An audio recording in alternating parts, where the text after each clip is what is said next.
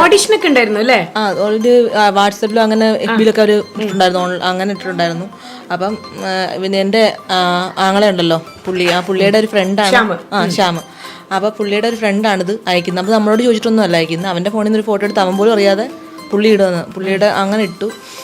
അപ്പോൾ അന്നേരം ഇത് നമ്മളിങ്ങനെ വിളിക്കുമ്പോഴാണ് ഇങ്ങനെ വിളിച്ചിട്ടുണ്ട്, കുട്ടിയൊന്ന് കൊണ്ട് കാണിക്കുമെന്ന് പറഞ്ഞ് വിളിച്ചപ്പോഴാണ് അയാൾ വിളിച്ച് പറയുന്നത് ഇതുപോലെ ഞാനിങ്ങനെ കൊടുത്തായിരുന്നു, നിങ്ങളൊന്ന് പോകുമോ അങ്ങനെ ചോദിക്കുന്നത്. ശരിക്കും പറഞ്ഞു കഴിഞ്ഞാൽ ഒരു മാതൃകയാവേണ്ട അച്ഛനും അമ്മയാണ് കേട്ടോ. യൂഷ്വലി കുഞ്ഞുമാവെ നമ്മൾ എക്സിബിറ്റ് ചെയ്യാനായിട്ട് കുറച്ച് കഴിയണം, കണ്ണുപറ്റും അങ്ങനെയൊക്കെ പറയും. അപ്പൊ അങ്ങനെ 4.5 മാസത്തിൽ ഇതായിപ്പോ എന്തായിരുന്നു മനസ്സിൽ? ഭയങ്കര പേടിയുണ്ടായിരുന്നു ഒത്തിരി. കാരണം വെച്ച് കഴിഞ്ഞാൽ നമ്മൾ ആദ്യം എല്ലാം സെലക്ട് ആയി.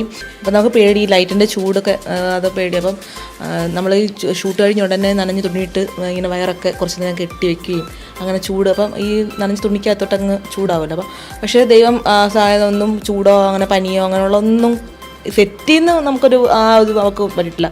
അവിടെ ഒന്നും മറിഞ്ഞ് വീഴുക പോലും ചെയ്തിട്ടില്ല.